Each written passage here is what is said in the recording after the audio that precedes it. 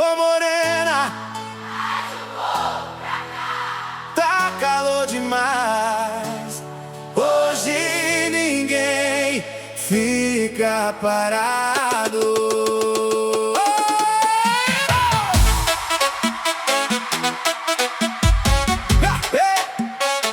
Naquele dia de verão, sol queimando o coração, ela chegou toda sorrindo, fez parar a multidão.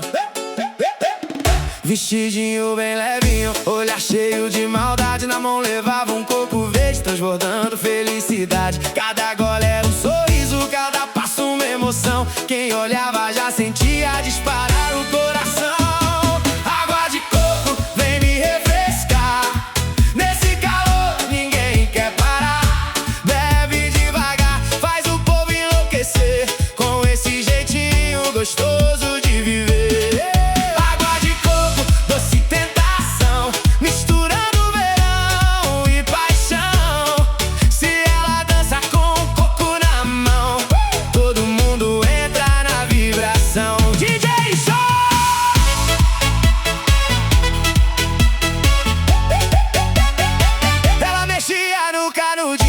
Só pra provocar geral, dava risada bem baixinho.